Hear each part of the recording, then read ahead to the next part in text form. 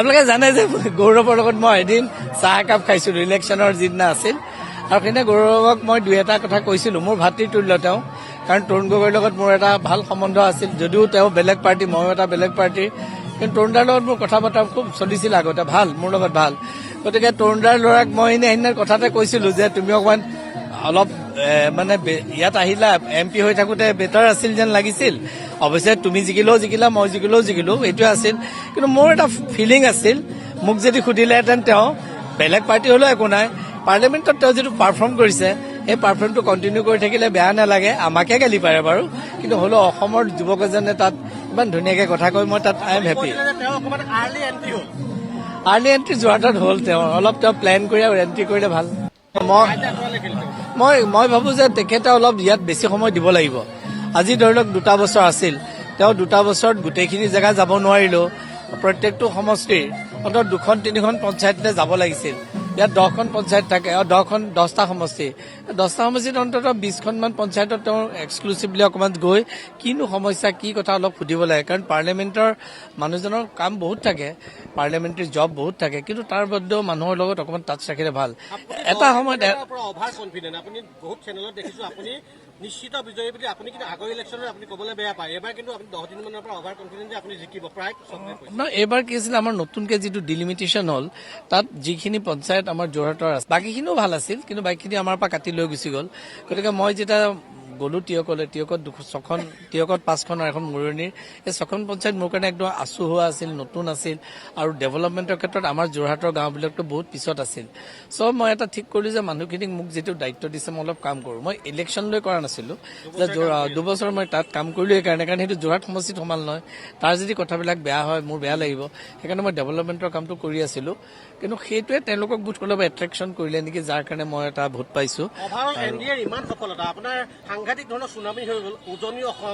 আপুনি এইবাৰ ৰাইজে কৈছিল যে এখন ভাল যুঁজ হৈছে কিন্তু হয়তো 21ৰ ব্যৱধানত আপুনি বৃহৎ এইবাৰ জয়লাভ কৰিলে এইটো শুনক এটা ভোটত জিকিলেও জিকা লাখতো জিকিলেও জিকা ৰাইজে মোক দিছে এটা সুবিধা মানে তেওঁলোকে কৈছে আপোনালোকে জানে যে মই উঠাৰ কথাটো বৰ কোৱা নাছিলোঁ মই কাৰণ এটা সময়ত বহুতে বিচাৰিছে নতুন মানুহ কিন্তু কিবা এটা কাৰণে হয়তো গৌৰৱ গগৈ কেণ্ডিডেট হোৱাৰ কাৰণে মোৰ নামটো উচ্চাৰণ হ'ল আৰু নহ'লে হয়তো এবাৰ নহ'লেওহেঁতেন কিজানি কিন্তু তাৰ কাৰণে মই বেয়া পাবলগীয়া একো নাই বহুত দিন ধৰি পাব্লিকৰ কাম কৰিছোঁ কিন্তু এইবাৰ মই অহাত মোৰ অকণমান ইচ্ছা এটা একেবাৰে নথকাও নাছিল কাৰণ আমি কিছুমান খোৱা পানীৰ কথাটো বিশেষকৈ বহুতে কয় যে হিতেন গোস্বামীয়ে আৰ্ছেনিক মুক্ত খোৱা পানী দিব নোৱাৰিলে হেৰ তৰুণ দাহে আনিছিলে 300 কোটি টকা আনি ৱৰ্ল্ড বেংকৰ পৰা আনি কি কৰিলে 2 বছৰ পেলাই থৈ দিলে পাইপ কিনিলে মই অহাৰ পিছত যেনিবা মই পানীটো উলিয়াবলৈ সক্ষম হ'লোঁ কিন্তু কোম্পানী পলাই গ'ল 5খন পঞ্চায়তত দি কাৰণ তেওঁলোকক মই ধৰিছিলোঁ পইচা পাতি খোৱা কাৰবাৰটো মোৰ লগত নাই এতিয়া কোম্পানী পলালে এতিয়া আমি নগৰৰ পানীৰ কাৰণে 200 কোটি পাইছোঁ আমি গোটেইখিনি কাম মই আপোনাক ক'লোঁ যে আনাডাৰ 3-4 মান্থছত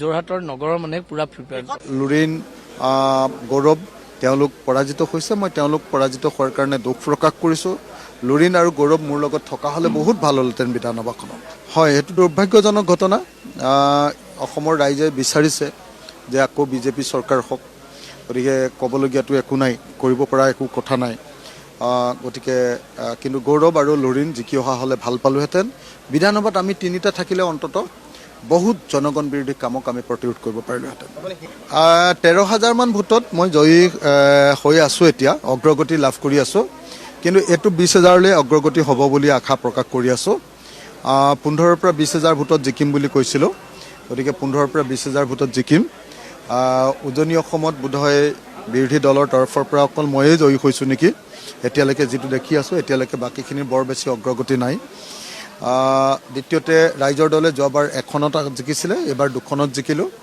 কিন্তু দুখ এইটোৱে যে আমি বিৰোধী দলে এইবাৰ বিজেপি দলক আমি এইবাৰ বিতাড়িত কৰিম বুলি আৰু অসমৰ মানুহৰ কাৰণে গণতান্ত্ৰিক ব্যৱস্থা আকৌ ঘূৰাই আনিম বুলি স্বৈৰতান্ত্ৰিক ফেচিবাদী সাম্প্ৰদায়িক বিজেপিক আমি পৰাভূত কৰিম বুলি আৰু অসমলৈ এটা গণতান্ত্ৰিক পৰিৱেশ আনিম বুলি আমি সংকল্প লৈছিলোঁ কিন্তু দুৰ্ভাগ্যবশতঃ লুৰিণ গৌৰৱ তেওঁলোক পৰাজিত হৈছে মই তেওঁলোক পৰাজিত হোৱাৰ কাৰণে দুখ প্ৰকাশ কৰিছোঁ লুৰিণ আৰু গৌৰৱ মোৰ লগত থকা হ'লে বহুত ভাল হ'লহেঁতেন বিধানসভাখনত যথেষ্ট দায়িত্ব থাকিব হয় খন্তেক সময়ৰ পাছতে যেতিয়া ৰিজাল্ট শেষ হ'ব আনুষ্ঠানিকভাৱে শিৱসাগৰৰ ৰাইজক ধন্যবাদ জ্ঞাপন কৰিম উজনি অসমৰ সব সমষ্টিত বিৰোধী পক্ষক হৰুৱাৰ পাছতো শিৱসাগৰ বিধানসভা সমষ্টিত মোক এনেকৈ যোৱাবাৰো জেইলৰ পৰা জিকাইছিলে।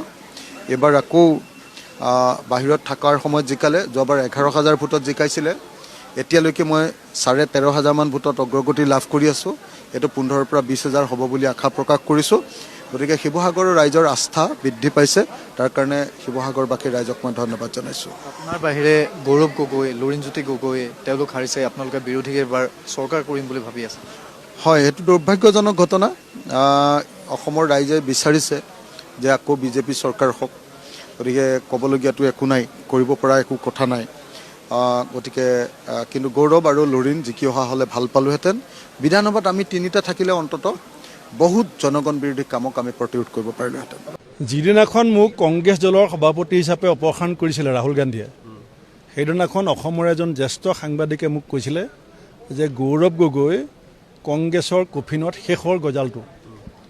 আৰু আজি অসমৰ ৰাইজে সেই সাংবাদিকজনৰ যিটো ভৱিষ্যতবাণী আছিলে, মই ভাল পোৱা নাছিলোঁ শুনি পেলাই, কিন্তু আজি প্ৰমাণ কৰিলে যে ডক্টৰ হিমন্ত বিশ্ব শৰ্মা ডাঙৰীয়াৰ নেতৃত্বত মই বিজেপি দললৈ আহিবৰ কাৰণে যিটো পথ নিৰ্বাচন কৰিছিলোঁ সেইটো শুদ্ধ আছিলে।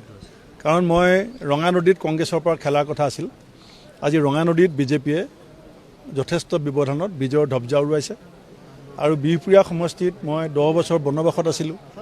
আজি বিহপুৰীয়াবাসী ৰাইজে মোক 10 বছৰৰ মূৰত পুনৰ এটা দায়িত্ব দিছে।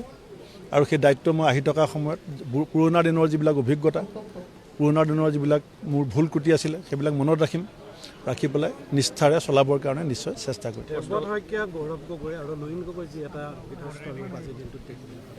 দেৱব্ৰত শইকীয়াৰ অৱস্থাটো মহাভাৰতৰ কৰ্ণৰ দৰে হৈছে। তেওঁ নীতিক খামোচ মাৰি ধৰি থাকিবলৈ যাওঁতে দুবাৰ নাৱৰ পৰা নামিব নোৱাৰিলে। মই তেওঁক কৈছিলোঁ, মই বিজেপিলৈ অহাৰ সময়ত তেখেতক মই বাৰে বাৰে কৈছিলোঁ, প্ৰদ্যুৎ বৰদলৈ ডাঙৰীয়াক মই বাৰে বাৰে কৈছিলোঁ। প্ৰদ্যুৎ বৰদলৈ ডাঙৰীয়াই কথাটো বুজি পালে।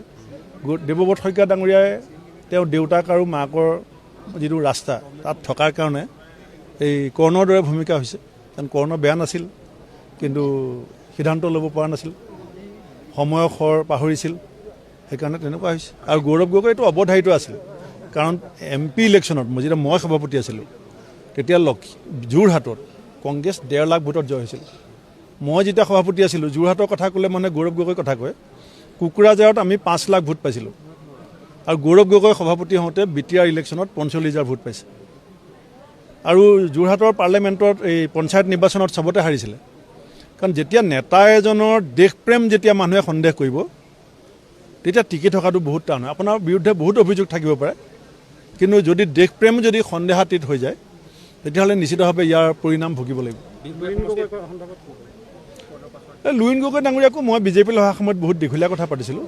মই কৈছোঁৱেই, লুৰিণ গগৈ, দেৱব্ৰত শইকীয়াৰ ভূমিকা এই মহাভাৰতৰ যুদ্ধত কৰ্ণৰ নিচিনা হৈছে। চাওক, মই আগতে কৈছিলোঁ যে উজনি অসমত যদি দুই পাৰে মিলাই 2জন বিধায়ক জিকে, আই উইল ফিল প্ৰাউড। মই আপোনালোকক কৈ আছিলোঁ, তেতিয়া চবেই কৈছিলে যে ভূপেন বৰা বিজেপিত গৈছে, যেতিয়া কংগ্ৰেছক বেয়াকৈ কৈছে। মই তেতিয়াই গম পাম যে ৰাহুল গান্ধী ডাঙৰীয়াই যেতিয়া সিদ্ধান্ত লোৱাত ভুল কৰি পেলালে। বিৰোধী ঐক্য মই বনাইছিলোঁ, 16টা পাৰ্টিক মই গোটাইছিলোঁ, আৰু ইংৰাজী ভাল কোৱাৰ কাৰণে গৌৰৱ গগৈ সভাপতি পাতিলে। এতিয়া অসমত এনেকুৱা এটাও বুথ নাই য'ত ইংৰাজীত ভাষণ দিলে আপুনি ইলেকশ্যন জিকিব পাৰে। নাই, এতিয়া আপুনি বিহপুৰীয়াতে চাওক, কংগ্ৰেছ প্ৰাৰ্থীজনে পোষ্টাৰত লিখিছিলে ৰাম নাম, এতিয়া ৰামকটো ৰহিমেহে বেছিকৈ মৰম কৰিছে। আপুনি চাব, বাকী ক'ত জিকিব।